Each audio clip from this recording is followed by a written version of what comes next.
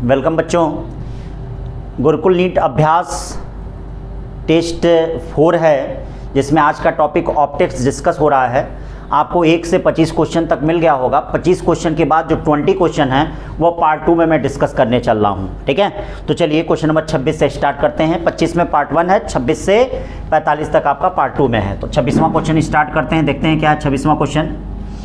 करा है बेटा, a lens having focal length F and aperture of diameter D. Aperture का डायमीटर कितना दिया गया? D. Forms an image of intensity I. Aperture of diameter d/2 in the central region of lens is the covered by black pepper. देखिएगा black pepper. ठीक है, करा focal length of lens and intensity of image now will be respectively. तो एक बात हमेशा याद रखिएगा कि जो फोकल लेंथ होता है वो रिफ्रैक्टिव इंडेक्स और रेडियस ऑफ कर्वेचर पे डिपेंड करता है।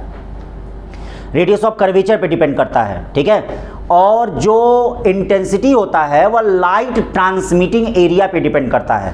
कि मतलब इंटेंसिटी जो होता है, इंटेंसिटी किस पे डिपेंड करता है? Intensity directly proportional to light transmitting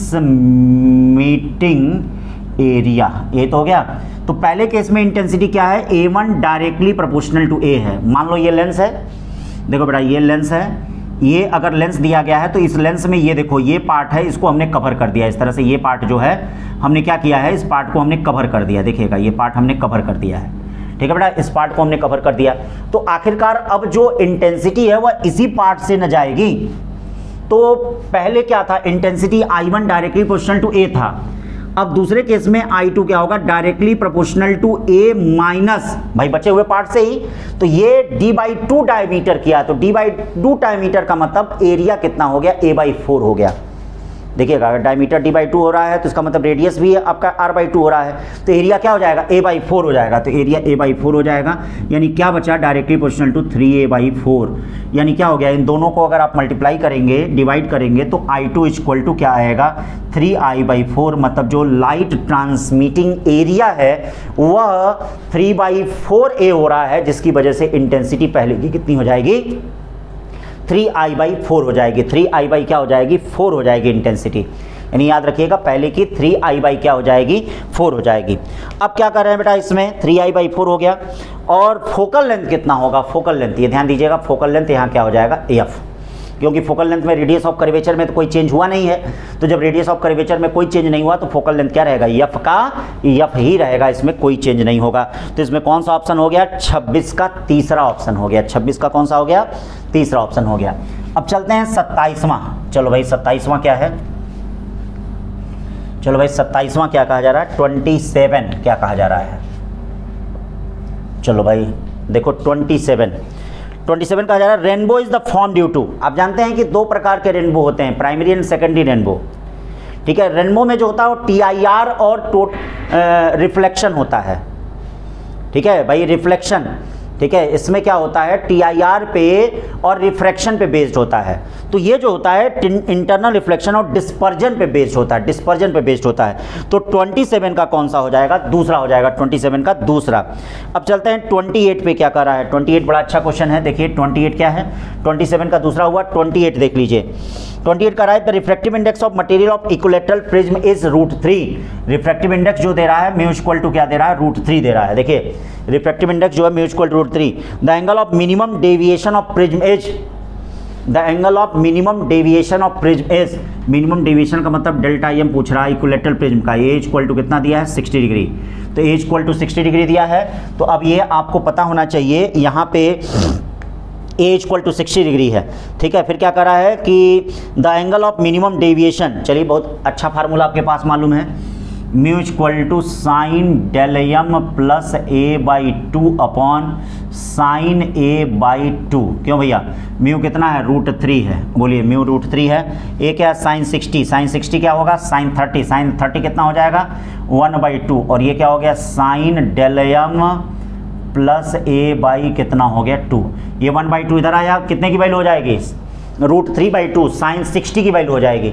यानी sine 60 equal to sine del plus A by कितना हो गया 2, साइन साइन कटा, ये देखिए 120 हो गया, डेल प्लस ए या डेल इक्वल टू 120 माइनस ए कितना है 60, यानी कितना डिग्री हुआ 60। तो कौन सा ऑप्शन सही हो गया 1। छोटी छोटी बातों को ध्यान दीजिएगा, ठीक है।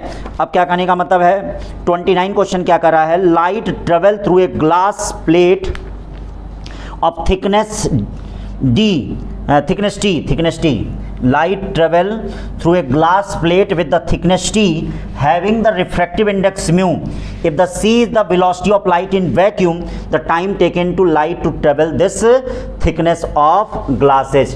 तो ये बताइए, जैसे क्वेश्चन है 29, जो टाइम क्या होता है, time t equal to thickness इसकी कितनी है t, और मीडियम में जो वेलोसिटी होगी, भाई मीडियम में जो वेलोसिटी होगी, देखिए मीडियम में वेलोसिटी यानी यहाँ पे जो वेलोसिटी v होगी, तो time t equal to distance upon medium की वेलोसिटी। आप सभी लोगों को पता है mu equal to c by v होता है, v इक्वल टू क्या होगा c बाई म्यू होगा, तो इसका मतलब t इक्वल टू क्या होगा t upon c by mu, यानी t म्यू बाई सी का मतलब कौन सा हो गया, दूसरा ऑप्शन हो गया, ठीक है, दूसरा ऑप्शन हो गया, ठीक। फिर चलते हैं 30 क्वेश्चन पे चलते हैं। 30 क्वेश्चन क्या कर रहा है, 30 क्वेश्चन कर रहा है, in YDSE fringe width is found to be 0.4 millimetre. चलिए भाई, फ्रिंज विड्थ क्या कहा जा रहा है 30 क्वेश्चन में, 30 क्वेश्चन में in YDSE fringe width beta equal to कितना है, बहुत इंपॉर्टेंट क्वेश्चन है, बहुत ही इंपॉर्टेंट क्वेश्चन इस पैटर्न का, ठीक है। गलती से 2 बार आ गया है इस तरह का क्वेश्चन, ठीक है ना, और एक बहुत पहले ये नीट में आया था और अभी रिसेंटली पिछले साल का आया है, इसलिए मैंने 2 क्वेश्चन इसमें गलती से हो गया था, बहुत इंपॉर्टेंट। फिर देखिए आएगा ये, if the whole apparatus immersed in the water of refractive index 4/3, ठीक है, without disturbing the geometrical arrangement, the new fringe width। तो न्यू फ्रिंज विड्थ क्या होता है, अगर हम क्या करते हैं, पूरे apparatus को अगर किसी लिक्विड में हम इमर्स करते हैं तो म्यू टाइम्स फ्रिंज विड्थ जो है घट जाता है, यानी नया जो फ्रिंज विड्थ होगा beta dash equal to beta by mu हो जाएगा, या बीटा है कितना, ये देखो 0.4 मिलीमीटर, और म्यू क्या हो जाएगा 4/3 का मतलब क्या हो जाएगा, एक मिनट 4/3 का मतलब क्या हो गया 0.3 मिलीमीटर। कौन सा ऑप्शन सही हो गया, पहला ऑप्शन इसका सही हो गया। कौन सा सही हो गया, पहला। अब चलते हैं 31 क्वेश्चन में। 31 क्वेश्चन बहुत सिंपल क्वेश्चन है, देख लीजिए 31 क्वेश्चन। आइए 31 क्वेश्चन में चलते हैं, क्या करा 31 क्वेश्चन, चलो भाई 31 क्वेश्चन जो करा है, arrange the following electromagnetic radiation per quantum in the order of increasing, ठीक है, मतलब एनर्जी के ऑर्डर में। तो ये सबसे पहली चीज़ आप जानते हैं, जिसकी वेवलेंथ क्या है कम होगी उसकी एनर्जी सबसे ज़्यादा होगी, ठीक है। तो यहाँ वेवलेंथ सबसे कम किसकी है, एक्सरे की वेवलेंथ सबसे कम है, ठीक है, एक्सरे की। जैसे देखिए किस तरह से चलता है, यहाँ पे एक्सरे होता है, मतलब पहले गामा होता है, यूवी रेज होता है, फिर विजिबल में विबग्योर आते हैं, GYOR आता है, फिर इंफ्रारेड आता है, फिर क्या आता है माइक्रोवेव आता है, रेडियो वेव आता है, ये देखिएगा रेडियो वेव आता है।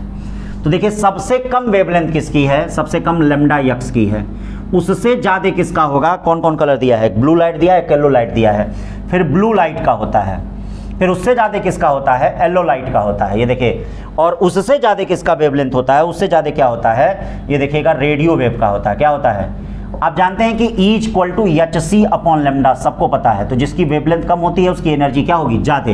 तो इसकी वेवलेंथ क्या होगी, यानी ये क्या हो जाएगा, EX greater than E blue colour is greater than E क्या, yellow colour is greater than क्या, E क्या, रेडियो वेव। क्यों भैया, यही हो गया। अब इसको कौन सा ऑप्शन सटीक बैठा रहा है, इसको 1 वाला सटीक बैठा रहा है। कौन सा, 1 वाला सटीक बैठा रहा है। तो 31 का क्या हो गया 1। अब चलते हैं 32 का। 32 क्या है, electromagnetic wave transverse in nature, ठीक है, क्या है भाई पोलराइजेशन। 31 का क्या हो गया, पोलराइजेशन शो करता है। क्या शो करता है, तो 31 का 32 का कौन सा हो गया 1, पोलराइजेशन शो करेगा। क्या शो करेगा, पोलराइजेशन शो करेगा। तो 31 का कौन सा हो गया, 32 का कौन सा हो गया 1 हो गया। फिर 33 चलते हैं। 33 क्या कर रहा है, 33 का है radiant of energy E falls normally on the perfectly reflecting surface, the momentum transfer to the surfaces. चलिए भाई, momentum transfer to the surface. आपको मालूम है कि जो एनर्जी होती है E equal to HC by lambda होती है। E by C equal to H by lambda होता है। एच बाई लेमडा को हम मोमेंटम कहते हैं, ये ध्यान दीजिएगा, ठीक है, मोमेंटम कहते हैं। अगर कोई परफेक्टली रिफ्लेक्टेड वेव है तो जो मोमेंटम P1 इक्वल टू होगा वह ई बाई सी होगा, और जो इससे ट्रांसफर होगा वह देखिएगा P2 equal to minus E by C होगा। चेंज ऑफ मोमेंटम क्या होगा, delta P equal to minus 2 E by C, और ट्रांसफर मोमेंटम क्या हो जाएगा, माइनस डेल्टा P। तो ये बताइए ट्रांसफर्ड मोमेंटम क्या हो जाएगा, minus delta P। Minus delta P का मतलब 2E by C. Change of momentum minus 2E by C होगा, और ट्रांसफर मोमेंटम कितना हो गया, 2E बाई सी। तो कौन सा ऑप्शन सही होगा, 4 वाला। 33 का कौन सा है, 4 वाला है। अब चलते हैं 35, बहुत अच्छा क्वेश्चन है। 35 भी देख लीजिए, 35 पे चलते हैं, देखिए क्या है, कैसे कहा जा रहा है। 35 कहा जा रहा है कि इस तरह के क्वेश्चन बहुत आते हैं। इलेक्ट्रिक फील्ड दिया है 2.5 cos 2 pi into 10⁶ t minus, बहुत ज़्यादा ताम झाम दिया इसीलिए मैंने कम कर दिया x। तो पहली बात ये बताइए, बीच में माइनस है तो ये किस पॉजिटिव एक्सिस में ये प्रोपेगेट होगी, किस में प्रोपेगेट होगी। जैसे displacement equation y equal to A sine omega, एक साइन या cos omega t minus k x का मतलब क्या होता है, ये जो वेव होती है अगर बीच में माइनस होता है तो ये पॉजिटिव एक्स डायरेक्शन में प्रोपेगेट होती है। फिर इसमें कहा है कि फ्रीक्वेंसी और वेवलेंथ बताइए। तो ये देखिए ओमेगा की वैल्यू क्या हो जाएगी, omega equal to 2 pi into 10⁶ होगा। 2 पाई क्या होता है, 2 pi by t equal to 2 pi into 10⁶ होगा। 2 पाई टी कटा। अब बताइए टी कितना हो जाएगा, 1 बाई टी को फ्रीक्वेंसी कहेंगे, तो फ्रीक्वेंसी इसका 10⁶ हर्ट्ज हो गया। ये देखिए ये के प्रोपेगेशन कांस्टेंट होता है, के क्या हो जाएगा देख लीजिए, k equal to 2 pi by lambda equal to pi into 10⁻²। ये देखिए पाई से पाई कट गया, लेमडा इक्वल टू 200 मीटर हो गया। बताइए लेमडा इक्वल टू 200 मीटर हो गया, कौन सा ऑप्शन हो गया, दूसरा वाला ऑप्शन इसका हो गया। यानी क्या कहने का मतलब 34 का जो है वह दूसरा ऑप्शन सही है। सॉरी 34 नहीं, 34 था क्या ये, हाँ 34 का तो कौन सा सही होगा, दूसरा ऑप्शन सही होगा। कौन सा सही होगा, दूसरा ऑप्शन। अब चलते हैं 35 की दुनिया में। 35 एकदम सिंपल क्वेश्चन है। करा which of the following electromagnetic radiation have the longest wave. तो अभी मैं इसके पहले आपको बताया था सबसे कम वेवलेंथ गामा की होती है, उससे ज़्यादा एक्सरे की होती है, उससे ज़्यादा यूवी रेज की होती है, उससे ज़्यादा विजिबल का होता है, उससे ज़्यादा इंफ्रारेड का होता है, और सबसे ज़्यादा रेडियो वेव का होता है। तो बताइए भाई इसमें कौन सा होगा, 35 का आपका चौथा ऑप्शन सही होगा। सबसे ज़्यादा जो होगा वो रेडियो वेव का होगा। किसका होगा, रेडियो वेव का होगा। ठीक है, अब चलते हैं 36 क्वेश्चन पे चलते हैं। बड़ा अच्छा क्वेश्चन है 36। क्या कर रहा है 36, चलिए भाई 36 क्या कहा जा रहा है, कैसे क्या चीज़ें कही जा रही हैं। चलिए भाई 36 कहा जा रहा है कि a ray of light incidence at an angle theta on the refracting face of prism emerge from the other face normally if the angle of prism is 5 degree and the prism is made of material of refractive index 1.5, the angle of incidence is, यानी कहा जा रहा है कि the angle of incidence क्या होगा, कैसे क्या चीज़ें होंगी। ठीक है, तो चलिए भाई एंगल ऑफ इंसिडेंस क्या होगा, चलते हैं देखते हैं क्या क्या कह रहा है। रे of light incident and angle theta. चलिए देखिए प्रिज्म बनाते हैं, ये थीटा एंगल पे इस प्रकार से इंसिडेंट कर रहा है। And refracting face of prism emerge from the other face normally का मतलब है सीधे निकल गया। इसका मतलब I2 इक्वल टू क्या हो गया, 0 डिग्री हो गया। I2 इक्वल टू 0 डिग्री हो गया। ठीक है ना, ये ध्यान रखिएगा। If the angle of prism कितना दिया गया, 5 डिग्री दिया है। And prism is made of material, mu क्या दिया है, 1.5 दिया है। ठीक है, करा एंगल ऑफ इंसिडेंस आपको बताना है। ठीक है भैया, तो एंगल ऑफ इंसिडेंस आपको बताना है। तो सबसे पहली चीज़ ये देखिए, ये I1 बताना है, ये तो आप समझ गए होंगे। ठीक है, I1 बताना है। A ray of light incident and angle theta on refracting face of prism फिर कह रहा है and prism is made of material the angle of incidence, मतलब वही आपको थीटा बताना है कि आखिरकार कितना हो जाएगा। तो चलिए भाई आप जानते हैं कि जो मिनिमम डेविएशन होगा इसमें delta equal to mu minus 1a होता है। क्यों भाई, अगर प्रिज्म एंगल ये थीटा है तो क्या हो जाएगा, आप जानते हैं कि minimum deviation delta equal to mu minus 1 into A होता है। क्यों, सभी लोगों को पता होगा। या डेल्टा इक्वल टू क्या हो जाएगा, म्यू 1.5 माइनस 1 इंटू ए का हो गया 5 हो गया। ये देखिए 1.5 में से 1 जाएगा तो कितना बचेगा, आधा, आधा का मतलब ये ठीक है 2.5 डिग्री हो गया। अब देखिए आपको बेटा ये पता होगा, यहाँ पे ये चीज़ पता होगी, डेल्टा इक्वल टू क्या होता है, I1 प्लस I2 माइनस ए होता है। क्यों, I1 प्लस I2 माइनस ए होता है, ये फार्मूला आपको पता होगा। डेल्टा कितना हो गया, 2.5 हो गया। I1 I2 क्या हो गया, ये देखिए नॉर्मली इंसिडेंस कर रहा है तो इसका मतलब 90 डिग्री नहीं, 0 डिग्री। और ये ए कितना हो गया, ए देखिएगा ये ए हो गया 5। अब बताइए I1 इक्वल टू क्या होगा, 7.5 डिग्री। इसका मतलब कौन सा ऑप्शन इसमें सही हो गया, इसमें आपका पहला ऑप्शन सही हो गया। ठीक है, तो इसमें पहला ऑप्शन सही हो गया। अब देखिए 37 चलते हैं, क्या है 37 क्वेश्चन में। चलिए भाई 37 क्वेश्चन में चलते हैं, क्या है कैसे हो।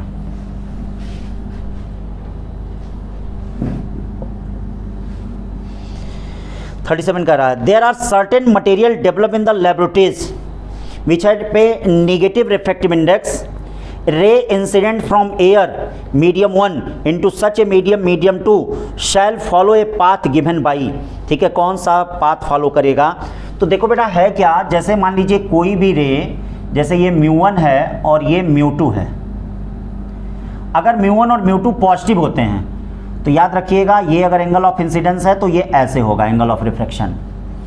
लेकिन अगर एक निगेटिव होता है, ध्यान दीजिएगा कैसे, मैं नहीं, मैथ से आया है ये, मैं नहीं बता रहा हूँ, मान लीजिए μ2 निगेटिव होगा तो ये ऐसे अगर एंगल ऑफ इंसिडेंस होगा तो ये रिफ्रैक्टेड रे ऐसे होगी। कहाँ से, क्यों आया ऐसे, क्योंकि ये देखिए μ1 sine I equal to μ2 sine R. अब मान लीजिए μ2 निगेटिव हो गया तो साइन आर क्या होगा, μ1 अपॉन μ2 और साइन आई, तो इसका मतलब साइन आर क्या होगा, माइनस होगा। और माइनस में साइन आर क्या होगा, किधर की तरफ आ जाएगा, इधर की तरफ आ जाएगा। ठीक है, तो ये हमेशा ध्यान दें, अगर एक मीडियम, दोनों मीडियम के रिफ्रैक्टिव इंडेक्स अगर पॉजिटिव हैं तो रे एक मीडियम से दूसरे मीडियम की तरफ जाती है तो नॉर्मल की तरफ बेंड होगी या नॉर्मल से उधर जाएगी इस कोऑर्डिनेट में।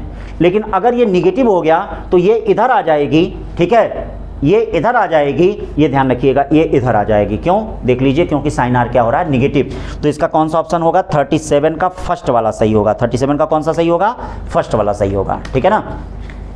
अब चलते हैं, ये देखते हैं 38 क्वेश्चन क्या कर रहा है। 38 क्वेश्चन क्या कर रहा है, बड़ा अच्छा क्वेश्चन है 38, ध्यान दीजिएगा। आप सभी लोग जानते होंगे कि इंटरफेरेंस के लिए क्या होना चाहिए, इंटरफेरेंस के लिए 2 स्लिट होना चाहिए और सोर्स कोहेरेंट सोर्स होना चाहिए, एम्पलीट्यूड इक्वल या नियरली इक्वल होना चाहिए और वेवलेंथ क्या होना चाहिए, लाइट का समान होना चाहिए, वेवलेंथ लाइट का समान होना चाहिए, तभी तो कोहेरेंट सोर्स होगा, तभी तो इंटरफेरेंस होगा, नहीं तो इंटरफेरेंस होगा ही नहीं। अब भाई साहब ये क्या कर रहे हैं, 38 क्वेश्चन में कर रहे हैं कि YDSC में, ठीक है, YDSC में क्या हो गया, ठीक है, एक को हमने क्या किया, एक होल को कवर कर दिया रेड को से और दूसरे को हमने ब्लू। तो ये बताइए वेवलेंथ चेंज हो गई कि नहीं, और अगर वेवलेंथ चेंज हो गई तो क्या इंटरफेरेंस यहाँ पे होगा, यानी इंटरफेरेंस फ्रिंज जो है यह ऑब्जर्व नहीं होंगी, क्योंकि इंटरफेरेंस के लिए वेवलेंथ समान होना चाहिए। तो अब बताइए इसका 38 का कौन सा ऑप्शन सही होगा, 38 का तीसरा सही होगा। कौन सा सही होगा, 38 का तीसरा सही होगा। अब चलते हैं 39 पे, किस पे चलते हैं, 39 पे चलते हैं। तो चलो भाई 39 देख लेते हैं क्या है कैसे है। चलिए भाई 39 देख लेते हैं। आइए भाई 39 क्या कर रहा है, 39 कर रहा है, an electromagnetic wave travelling along the Z axis is given by, electric field Z axis में दिया है। ये देखिएगा इलेक्ट्रिक फील्ड कैसे दिया है, ई इक्वल टू क्या है, ई नॉट कॉस के जेड माइनस ओमेगा टी है। ध्यान दीजिएगा, यानी इलेक्ट्रिक फील्ड जो है वह जेड एक्सिस में दिया है, जेड एक्सिस में दिया है। ये देखिएगा इलेक्ट्रिक फील्ड जेड एक्सिस में हो गया। तो ये बताओ अगर इलेक्ट्रिक फील्ड जेड एक्सिस में हो गया तो मैग्नेटिक फील्ड क्या हो गया, जे कैप में हो गया। और ये बताओ प्रोपेगेशन क्या हो गया, बी आई कैप में हो गया, ये एक्स हो गया, ये वाई हो गया और ये के कैप में हो गया। ठीक है, तो कह रहा है कौन सा ऑप्शन सटीक बैठ रहा है। ठीक है, चलिए सटीक बैठ रहा है कौन सा। तो ये बताइए, ये क्या जानते हैं आप, वेक्टर बी इक्वल टू क्या जानते हैं, बी क्या है, जे कैप है। अब देखिए आप जानते होंगे आई जे के, क्यों जानते होंगे, जे कैप क्या होता है, के क्रॉस आई होता है, क्यों, सही है, जे क्या होता है, के क्रॉस, भाई के क्रॉस आई को ही तो जे कहते हैं, तो इसको ऐसे लिख सकते हैं बी के क्रॉस आई लिख सकते हैं। आप ये बताइए बी को क्या लिख सकते हैं, ई बाई सी लिख सकते हैं, क्यों, C equal to E by B होता है, तो बी इक्वल टू क्या हो जाएगा, ई बाई सी, और ये क्या हो गया, के क्रॉस आई, ये देखिए बी अंदर जाएगा तो क्या हो जाएगा 1 बाई सी के, इसको ऐसे लिख सकते हो ई आई कैप। ई आई कैप का मतलब क्या हो गया, नेट इलेक्ट्रिक फील्ड, यानी vector B equal to 1 by C के, और ये देखिए वेक्टर फॉर्म में हो गया। जानते हैं ना, यूनिट वेक्टर और मैग्नीट्यूड का प्रोडक्ट क्या होता है, वेक्टर होता है। तो ये आपका इसमें कौन सा पहला सही हो गया। अब देखिए मैग्नेटिक इलेक्ट्रिक फील्ड के भी टर्म में कह रहा है, तो देखिए इलेक्ट्रिक फील्ड को क्या लिखा जा सकता है, electric field E equal to क्या लिखा जा सकता है, ई के कैप। ये बताइए ई के कैप का मतलब, के कैप क्या हो जाएगा, के कैप जो होगा आई क्रॉस जे होगा, आई क्रॉस जे होगा, क्यों, आई क्रॉस जे को क्या कहते हैं, के कहते हैं। अब ये देखिए ई को क्या लिखते हैं, सी बी, और आई क्रॉस जे, ये बताइए क्या हो जाएगा, ई इक्वल टू सी, ये क्या हो जाएगा आई और B J cap. B J cap magnitude और यूनिट वेक्टर का प्रोडक्ट क्या हो जाएगा, वेक्टर, यानी ई इक्वल टू क्या हो जाएगा, C i cross B J cap, कितना बोलिए बोलिए बोलिए, B J cap, vector B हो गया। तो कौन सा ऑप्शन इसमें सही हो गया, बी भी सही हो गया। फिर सी और डी क्या कह रहा है, के डॉट ई इक्वल टू 0, तो ये बताइए के डॉट ई, के डॉट ई, के डॉट ई इक्वल टू 0 और के डॉट बी इक्वल टू क्या, 0।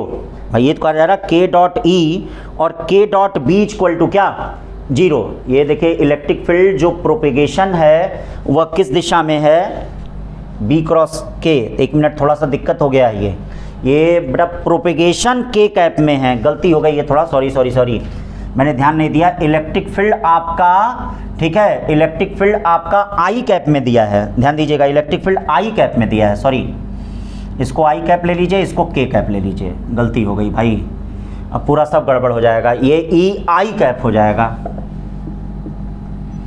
अब इस आई कैप को आप क्या लिखेंगे, थोड़ा सा भी ना ध्यान दो, दिक्कत हो जाता है। आई कैप को क्या लिखेंगे, देखिएगा आई कैप को क्या लिखेंगे, आई कैप जो होगा जे क्रॉस आई होगा, जे क्रॉस के होगा, बोलिए। अब इसको क्या लिखेंगे, बी सी जे क्रॉस के, हर जगह गड़बड़ हो गया क्या है अब, ठीक है, ये ध्यान दीजिएगा, अगर इस तरह से होगा तो सब में गड़बड़ हो जाएगा। नहीं अब सही है, यहाँ ई आई कैप को वेक्टर ही कहेंगे, बहुत सही है, ये तो सही है, कहीं दिक्कत नहीं है। अब ये क्या हो जाएगा, बी सी, ठीक है, थोड़ा सा भी इधर उधर बड़ा दिमाग जाएगा, देखिएगा सब गड़बड़ हो जाता है। अब बी को इधर किया तो ये क्या हो गया, जे, अब बी है किधर, जे में है ना, तो बी जे क्रॉस के हो गया। ये बताओ बी जे क्या कहेंगे, बी जे को ये वेक्टर बी कहेंगे, थोड़ा हमने ध्यान नहीं दिया, ये प्रोपेगेशन जेड एक्सिस में है। अब देखो यहाँ पर ये क्या है, ये बताइए के कैप है, तो के कैप इलेक्ट्रिक फील्ड के परपेंडिकुलर है, के परपेंडिकुलर टू इलेक्ट्रिक फील्ड, तो बोलो क्या हो जाएगा, के कैप डॉट ई 0 हो जाएगा। फिर बताओ जे कैप परपेंडिकुलर टू क्या है, J cap perpendicular to K cap perpendicular to क्या है, K cap perpendicular to magnetic field है, तो बोलो के डॉट बी इक्वल टू क्या हो जाएगा, 0 हो जाएगा। भाई के ई कॉस 90 क्या होता है, 0 होता है, तो इसका मतलब सी वाला ऑप्शन भी सही होगा, यानी इसमें तीसरा सही है। कौन सही है, तीसरा सही है, ठीक है, 39 में कौन सा सही है, तीसरा सही है। अब चलते हैं 40 क्वेश्चन में। 40 क्वेश्चन क्या है, बड़ा अच्छा क्वेश्चन है, इस साल के नीट का क्वेश्चन भी है। 40 क्वेश्चन देखिए क्या कह रहा है, भाई देखिए बहुत छोटे छोटे, इस साल भी बेटा याद रखना बहुत आसान पेपर आएगा, जो सबसे 3rd डिग्री का, लो डिग्री का जो पेपर आएगा वह इस साल आएगा, ये ध्यान रखिएगा। चूँकि इतना हल्ला हो रहा है, अगर जिस दिन भी पेपर होगा ये याद रखिएगा, पूरा सख्त आदेश होगा कि बोर्ड को कि पेपर जो बनाए वो बहुत ही आसान बनाएं, क्योंकि अगर आसान नहीं बनाएंगे तो उसके बाद भी हल्ला होने लगेगा। तो इसीलिए बहुत छोटी छोटी चीज़ें पढ़िए, फर्जी चीज़ें, फालतू चीज़ें मत पढ़िए, छोटी छोटी, कहीं छोटी छोटी चीज़ें गलत ना हो जाएं, क्योंकि मैंने देखा कि बच्चे, अच्छे बच्चे अक्सर क्या होता है, छोटी चीज़ें गलती करते हैं, अच्छे क्या सब लोग गलत करते हैं, ठीक है, छोटी चीज़ें, बड़ी चीज़ें तो हो जाती हैं, दिमाग लग जाता है, लेकिन छोटी चीज़ों में दिमाग ही नहीं लगता है। तो 40 क्वेश्चन करा कि in total internal reflection when the angle of incidence is equal to critical angle, for the pair of medium miss contact what will be the angle of refraction. देखिए भाई, आप चीज़ एक बात याद रखिएगा, जैसे अगर angle of incidence less than critical angle होता है तो ये रिफ्रैक्शन होता है, आई इक्वल टू थीटा सी होता है। तो ये देखिए आई इक्वल टू अगर थीटा सी होता है तो ऐसे होता है, ठीक है, और I is greater than theta सी होता है तो ये ऐसे होता है।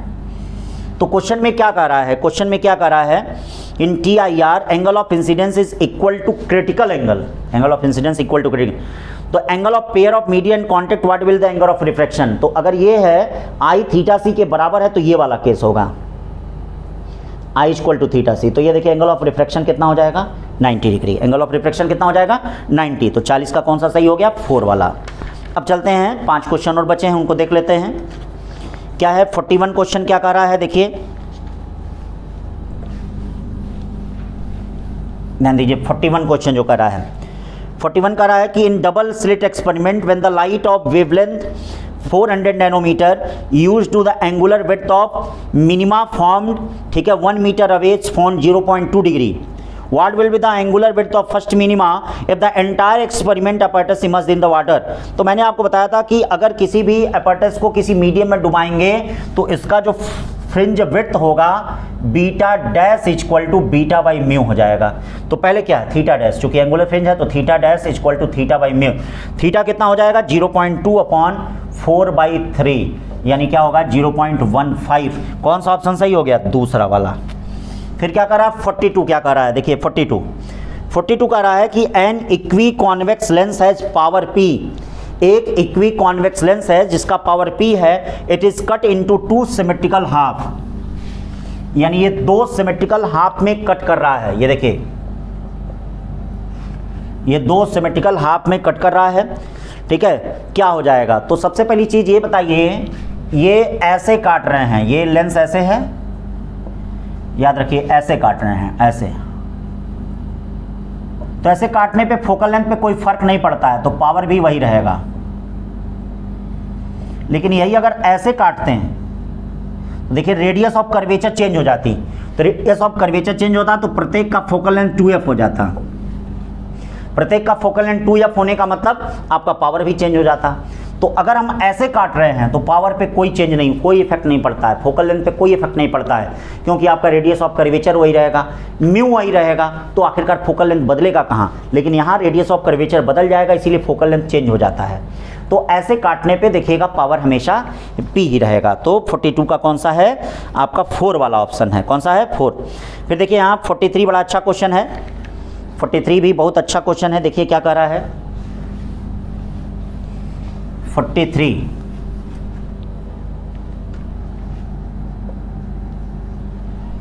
चलो भाई 43 क्या कर रहा है, 43 कर रहा है angular width of a central maxima in the Fraunhofer diffraction is lambda equal to 6000 angstrom is theta naught है, lambda equal to 6000 angstrom is theta naught है। When the same slit is the illuminated by another monochromatic light the angular width decreases by 30%, angular width decreases by 30%, the wavelength of this light is. तो ये बताओ theta equal to क्या होता है, lambda by T होता है, सबको पता है भाई। Angular width theta equal to क्या होता है, लैम्डा बाई डी होता है। ये बताओ ये लैम्डा कितना दिया गया, ये लैम्डा जो दिया गया वह 6000 दिया है एंगस्ट्रॉम। फिर कह रहा है कि 30% डिक्रीज कर गया, तो ये बताइए 30% अगर डिक्रीज कर गया तो बचा कितना। अगर 30% ये डिक्रीज कर जा रहा है तो बच कितना रह रहा है, 70% बच रहा है, यानी 0 पॉइंट क्या हो गया, ये देखिएगा ये दूसरा इक्वेशन क्या होगा 0.7, ठीक है 0 थीटा हो गया, इक्वल टू इसका कितना वेवलेंथ है, इसका है आपका लैम्डा 2 अपॉन कितना डी। इन दोनों को भाग दे दें, इन दोनों को भाग दे देंगे तो क्या आएगा ये बताइए, theta upon 1 upon 0.7 equal to 6000 upon कितना हो जाएगा लैम्डा 2, या लैम्डा 2 इक्वल टू 4200 एंगस्ट्रॉम हो जाएगा। बोलिए भाई कितना आसान आता है भाई, 30% डिक्रीज किया तो 0.7 है ना बचा, ठीक है 30% अगर घटा तो 0.7 बचा, ठीक है। तो ये देखिए इस तरह से हमने ये क्या ले लिया, ठीक है, लैम्डा 2 बाई डी या लैम्डा 2 इक्वल टू 4200 एंगस्ट्रॉम। अब चलते हैं इसमें देखते हैं, ठीक है, आपका 43 क्वेश्चन क्या कह रहा है, 44 क्वेश्चन कह रहा है two plane mirrors are incline to each other such that ray of light incident on first mirror, ये देखिए 44 क्वेश्चन क्या कर रहा है भैया, ध्यान दीजिएगा। 44 क्वेश्चन कर रहा है, two plane mirrors are incline to each other such that ray of light incident on the first mirror M1 and parallel to the second mirror M2। ठीक है, मतलब किस तरह से, ये देखिए ये दो प्लेन मिरर हैं, ये भी बड़ा अच्छा क्वेश्चन है। इस पे एक लाइन देखिए ऐसे हो रहा है, फिर ऐसे आके फिर इसके पैरेलल हो जा रहा है, मतलब ये वाली रे इसके पैरेलल है और जो रिफ्लेक्टेड रे है वो इसके पैरेलल है। तो देखिए भाई क्या होगा, मान लीजिए ये एंगल थीटा है तो भैया ये भी एंगल थीटा होगा। ठीक है, और देखिए ये थीटा अगर है ये भी थीटा होगा, कॉरस्पॉन्डिंग एंगल। ये थीटा है तो ये भी थीटा होगा, ये भी थीटा होगा। ये बताइए इन तीनों का एंगल का सम कितना हो जाएगा, बोलिए। 3 theta is equal to 180 degree या theta is equal to 60 degree. बताइए दोनों मिरर के बीच का एंगल कितना हो जाएगा, 60 डिग्री। ठीक है, अब चलते हैं 45 क्वेश्चन की ओर चलते हैं कि 45 क्वेश्चन क्या कह रहा है। चलो भाई 45 क्वेश्चन भी बड़ा अच्छा क्वेश्चन है। क्या कह रहा है 45 क्वेश्चन?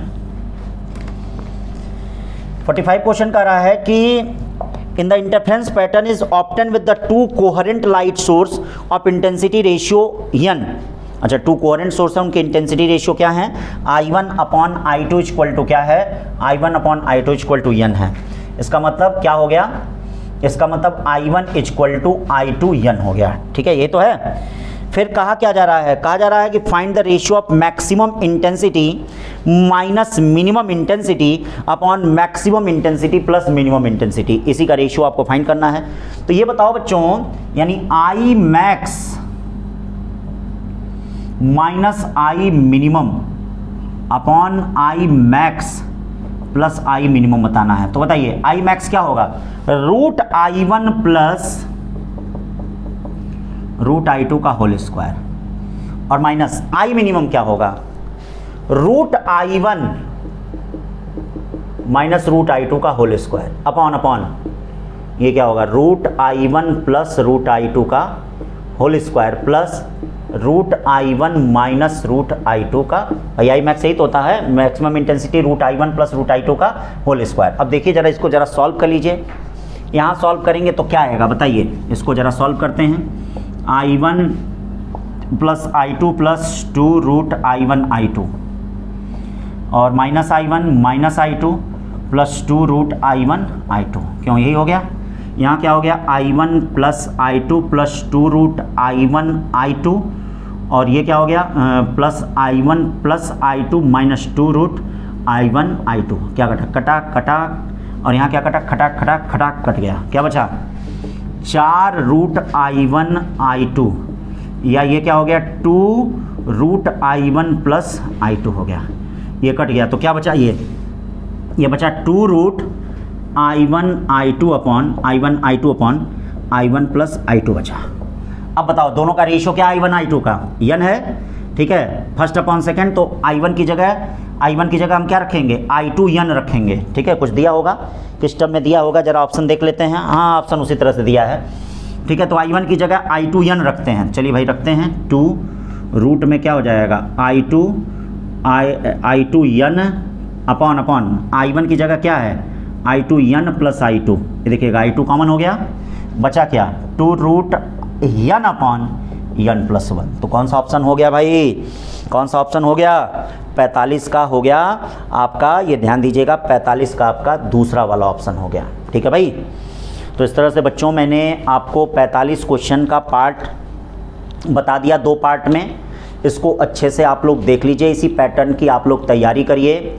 और बेटा अब समय है, उठ जाइए, जाग जाइए, अपने आप को तैयार कर लीजिए। इस वीडियो के माध्यम से जो भी हमारे बच्चे सुन रहे होंगे, जो भी हमारे प्यारे बच्चे सुन रहे होंगे बेटा, ठीक है, अपने आप को रण क्षेत्र के लिए तैयार करिए। अब समय नहीं है, अब समय नहीं है कि आपको क्या है सोना है, अब समय नहीं है कि आपको खोना है, अब समय नहीं है आपको क्या है इधर उधर घूमना है। अब समय है क्या है, अपने आप को केंद्रित करिए, अपने लक्ष्य के प्रति समर्पित रहिए और देखिए, संकल्पित रहिए, कंसिस्टेंसी रखिए और देखिए सफलता किस तरह से मिलेगी। सफलता बहुत अच्छे से मिलेगी। जब पढ़ाई ब्रेक होती है बेटा, बच्चे हमेशा डाइवर्ट होते हैं। जब एग्जामिनेशन ब्रेक होता है तो एक तरह का ये निगेटिव भी होता है। कई बच्चों का, ठीक है, हुमास टूट जाता है। ठीक है, हुमास जिसको कहते हैं कि मतलब जिनके अंदर एक सामर्थ्य शक्ति होती है वह टूट जाती है।